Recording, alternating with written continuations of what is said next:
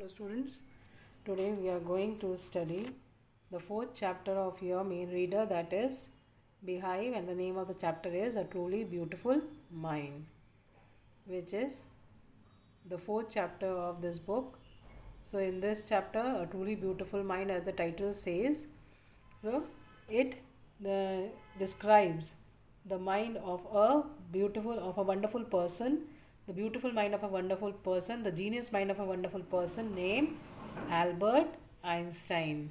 And I know that everybody knows about Albert Einstein. He was a great physicist, he was a great scientist, and the title of the chapter, A Truly Beautiful Mind, refers to him only. And this story is a short biography of his where some of his qualities have been highlighted. Albert's interest in mathematics and physics, and also his humanitarian attribute. And it gives a glimpse into his early life and his contribution to the world of science. The story brings forth many traits of his personality, and the chief being his interest in mathematics and physics, along with his humanistic desires and tendencies. He made wonders, and therefore he is called as a great scientist, and has been called as having a very beautiful mind. So this lesson we come across Einstein aspect of humanitarian. That means he advocated world peace, non-violence, and that is why the title refers to him as a truly beautiful mind. So he was not only a genius, but he had a humanitarian approach, or he believed in non-violence. He advocated world peace and non-violence. So now let's begin with the story. So before beginning, first I would like to discuss the theme of this chapter. What is the basic theme of this chapter?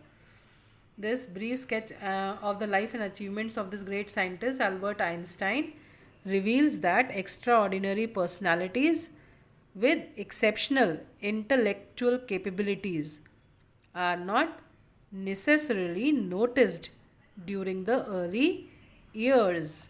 And the author focuses on two aspects of Einstein's personality, that is, as a scientist and as a human being. As a scientist, his marvelous discoveries created a revolution, and as a human being, he worked towards peace and democracy in the world. Then after we read the chapter, after I had explained the chapter, we will discuss the message being propagated through this story. And the main character is Albert Einstein. The whole story is the biography of Albert Einstein, so it talks of Albert Einstein only. So now let's begin with the chapter. It begins with this brief introduction, as I told you. Who do you think when you hear the word genius? Who is a genius, and what qualities do you think a genius has? So now it has become a proverb now. The person who has a wonderful mind, who is a genius, is called as Albert Einstein now. Then further it says, we shall now read about a great German civil servant who took the world by storm. That means who astonished the whole world about 100 years ago in the summer of 1905. The 26-year-old published in quick succession 4 groundbreaking papers. So his news, whatever he did, whatever discoveries he made, they were published in the newspaper, and very renowned newspapers about light, the mention of particles, the electrodynamics of moving bodies and energy, and his work took up only a few pages in scientific journals.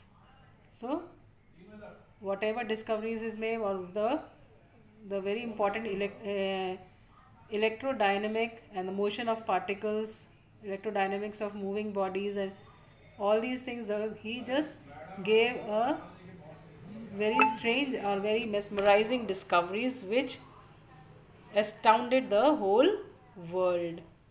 and his work took only few pages in scientific journals but changed forever our understanding of space, time, and entire cosmos, and transformed the name Einstein into a synonym for genius. Now, Einstein has become a synonym for the word genius now. A person who is genius is also called as Einstein, as I told you earlier.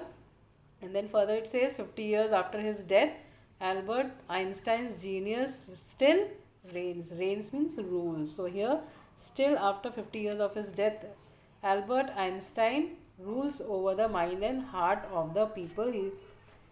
This shows that he is still alive in the hearts of all the people because of the discoveries that he made, the very important discovery that he made in the field of science.